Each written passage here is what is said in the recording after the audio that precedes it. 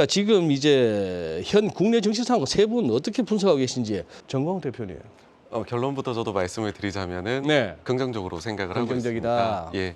예. 다만 그런 말씀을 드리고 싶어요. 우리가 그 증시가 순환을 한다라는 관점에서 봤었을 네. 때에는 굉장히 현실은 나쁜데 근데 증시만 오르는 것이 금융 장세일 것이고요.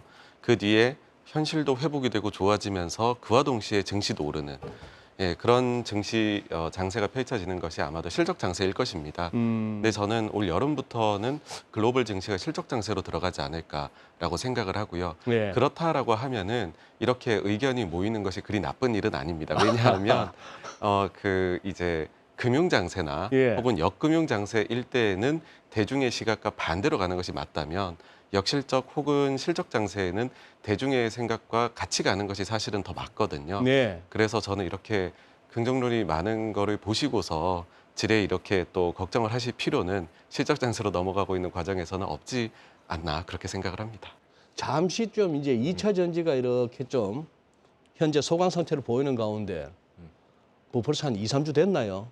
이제 또 기승전 반도체, 기승전 AI입니다. 네, 그 반도체에 대해 가지고서는 예. 제가 예전에 이제 매니저로 근무를 했었을 때 그때 예. 경험을 살려보면 2단계를 거치는 것 같아요. 2단계라는 게 첫 번째 단계는 바닥에서 올라올 때 공급 쪽에서의 뭔가 좋은 뉴스가 나오면서 한 바닥에서 30에서 50% 정도 올라오게 되는 그런 부분이 있는 것 같고요. 대표적으로 이제 감산이 나오게 되는 그렇겠네요. 것이죠.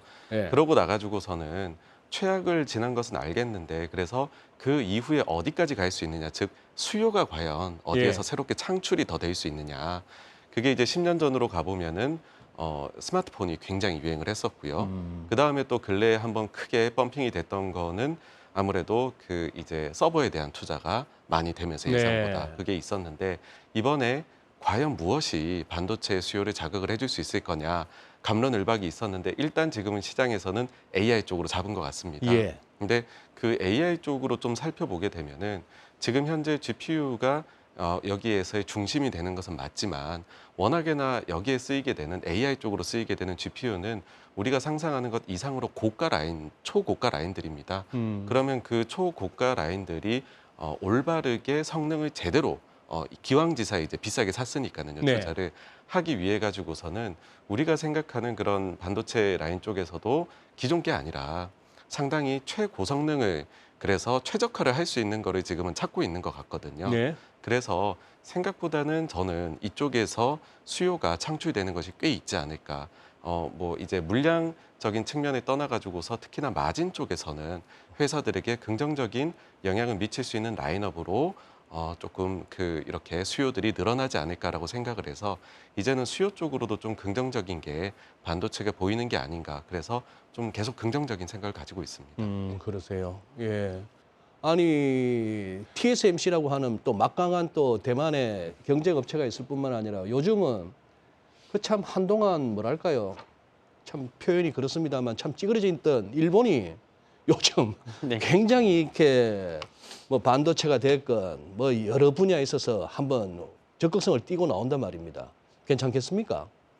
네, 그 일본에서 최근에 뭐 이런 투자들이 증대가 네. 된다. 반도체 쪽에 이야기가 나오고 있는데 현실적으로 그 부분이 과연 반도체 시장 전체에서 얼마나 차지를 할까라고 했었을 때에는 사실은 이제 글로벌 공급망이 재편되는 과정에서 일본이 약간의 역할이 더 맞는 수준 정도다라고 보고요. 네. 여전히 우리나라 플레이어들이 워낙에나 메인을 차지하고 있습니다. 그래서 삼성전자가 어떤 전략으로 어디에 뭐 정말로 어느 속도로 지금 늘려가느냐, 마느냐 이것이 훨씬 더 중요하다라는 사실에는 변함이 없고요. 그리고 또 많은 분들께서 TSMC하고의 비교를 하시는데 사실 정말 냉정하게 얘기를 하면은 예. 분야가 다른 상황에서 TSMC의 분야에서는 원래부터 차이가 많이 나는 2위권이었습니다. 근데 그 정도의 위치로 삼성전자가 그래서 과거보다 더 잘하냐, 더 못하느냐 그냥 평균 정도 수준인 걸로 저는 보이거든요. 예. 그래서 뭐 그런 점을 봤었을 때에는 업황이 굉장히 빠르게 재고가 너무 늘어났었던 게 안 좋았던 건데 그 점이 지금 회복될 기미가 감산으로 인해서 보이고 있으니까 뭐 다른 영역에서는 크게 이런 변수가 지금 나오는 건 아니다라고 생각을 하거든요. 그렇다라고 하면은 업황 중심으로 저희가 다른 부분보다는 좀 집중해서 보시면 어떨까라는 생각을 합니다. 참 뭔가 이게 언제부턴가 우리 여의도의 증권사 애널리스트들도 패널들도 2차 전지 관련해서 이렇게 공개적으로 뭘 말씀하시는 게 조심스러워지는 뭐 이상한 분위기인데요. 제가 봐서는 왜 그래야 되는지. 그런데도 한번 세 분 한번 어떻게 지금 어느 정도 뭐 이렇게 쉬는 단계를 거치고 나서는 한 번 더 랠리가 있다고 보시는지 아니면은 이미 정점은 찍었다고 보시는지. 네, 저는 성장주가 가지는 숙명이다라고 생각을 합니다. 성장주가 가지는 네. 숙명. 그러니까는 성장주가 처음에 잘 될 때는 그다음에 주가가 굉장히 좋을 때에는 그 사업을 하겠다라고만 얘기를 해도 네. 주가가 좋지 않습니까? 예. 근데 사실 우리가 상반기에 2차 전지 쪽에서는 그런 모습도 일부 좀 보게 되었던 것 같아요. 예. 그렇다라고 하면은 성장주가 기대를 가지고서 다 같이 올라가는 거는 일단 한번 경험을 했다이고, 그러고 나가지고서는 철저하게 종목별로의 차별화가 나타나는 게 또 성장주의 특징인 것 같습니다. 그러니까 뭐 가까운 예를 들자면은 2014, 15년도 이럴 때 보시면 뭐 가령 중국 관련해서 화장품 주식이라든지 아니면은 바이오 주식이라든지 뭐 대표적으로 아모레퍼시픽이나 LG생활건강, 예. 그다음에 한미약품 이런 종목들이 굉장히 주가가 좋았습니다. 근데 그 이후에 보시게 되면은 뭐 화장품을 예로 들어 드리면은 아모레퍼시픽은 그 이후에 중국 전략이 조금 삐그덕대면서 주가가 계속 우하향을 했던 반면에 LG생활건강은 후를 굉장히 중국인 대상으로 잘 마케팅을 하면서 주가가 그 뒤에도 좋았었거든요. 그래서 2차 전지도 그와 같이 내에서의 제가 볼 때는 차별화가 상당히 나타나지 않을까 앞으로 그런 생각을 합니다. 그래요. 지금 우리 시청자분께서도 이런 의견을 주시는데 시청자들은 대부분 전부 개인인데 방송은 왜들 전부가 기관을 대변하는 내용들만 있는 것인지 하시는데, 자 잠깐만요. 지금 무슨 기관을 대변한다면은 네. 기관이 왜 2차 전지에 대해서 어떻길래 이런 어떤 우리 개인 투자자들의 제가 이제 댓글이나 실시간 채팅창에서 많이 접하는 어떤 그 의견이세요. 기관들이 어떻게 하길래요? 2차 전지를. 2차 전지를 전부 안 좋다고 얘기하고 있습니까? 아니면 뭐 진짜 아닌 게 아니라 기관에서는 2차 전지를 무슨 뭐 공매도를 하고 있나요? 실제 여의도 상황이 어떻습니까? 짧게만 말씀을 드리면 공매도 관련해서는 국내 기관 투자자는 힘이 없습니다. 응? 그러니까 국내 기관 투자자는 힘이 없습니다. 그러니까 국내 기관은 공매도에서 차지하는 비중이 네. 10%대 정도밖에 되지 않고요.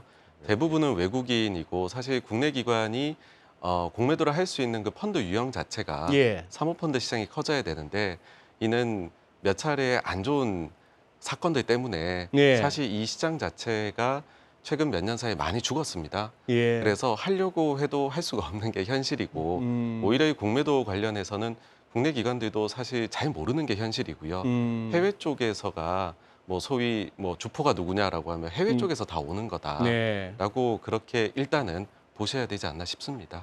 정 대표님은 이 말씀에 또 추가해서 혹시 이쪽도 아이디어가 있으신지, 중국에 대한 어떤 뭐 리오프닝 기대감이 상당했는데 아직까지는 중국이 뭐 좀 기대에 못 미칩니다. 네, 뭐 네. 그 두 가지 다 한번 엮어서 한번 말씀해 주신다면. 네, 중국 리오프닝은 이미 사실 다른 나라들은 겪었었기 때문에 네. 그 과정이 이런 식으로 좀 평탄하지 않을 것이다라는 거는 이미 다 알고 있었다라고 생각을 합니다. 그러니까 중국의 리오프닝 과정은 이제 시작한 지 한 6개월 정도 된 것이고, 예. 그러면은 초기에는 선행 지표들 기대치가 막 올라가다가 이게 동행 지표까지도 연결이 되어야 되는데 한 번은 잘 나왔다가, 가령 예를 들면 중국의 소비 데이터가 지난달 발표에서 4월 발표 때는 잘 나왔다가 5월 발표에서는 기대치 이하로 나왔던 것이거든요. 예. 그러니까 저는 이런 울퉁불퉁한 과정을 겪는 것은 너무나 당연하다, 리오프닝 과정에서라고 생각을 하고요. 그리고 중국은 카드가 있다라는 생각을 합니다. 중국의 카드라고 하면은 아무래도 부양책을 적극적으로 쓸 수 있는 여력이 있다. 이고 그 바탕이 되는 것은 중국만 나홀로 디플레이션으로 가는 것 아니냐라는 말이 나올 정도로 사실 지금 물가 상황이 안정적입니다.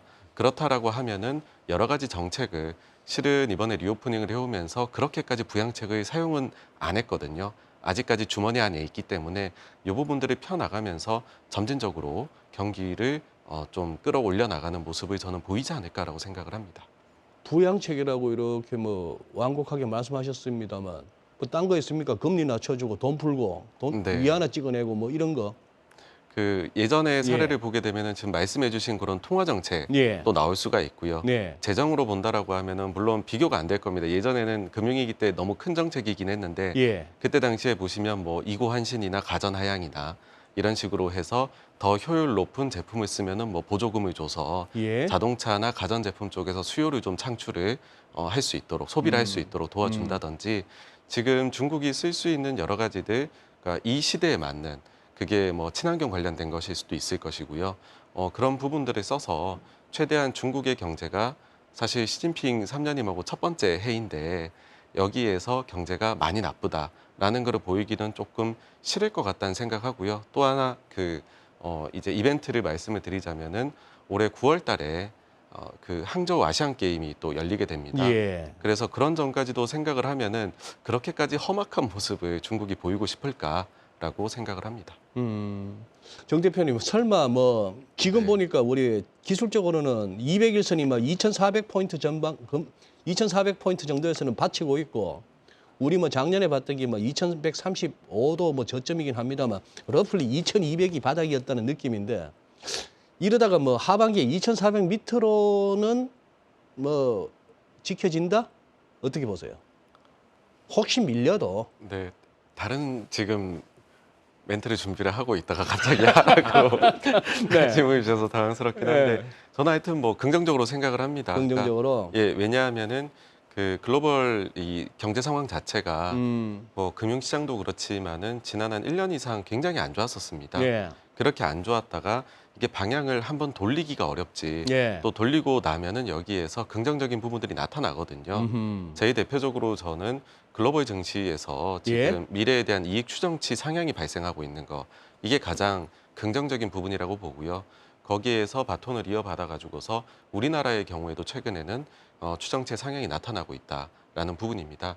그런 식으로 나타날 때, 그러니까는 이익 추정치 상향이 나타나는 초기 국면에서는 우리나라처럼 굉장히 이익에 따른 민감도가 큰 중후장대 산업을 많이 가지고 있는 나라가 아무래도 주식 시장도 더 예민하게 움직이더라고요.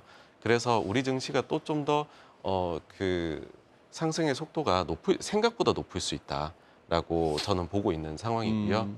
여기에 좀 한 가지 바람이 있다면 최근에 일본 증시가 올라가는 거를 좀 정치권에서 한번 벤치마크를 하면은 네.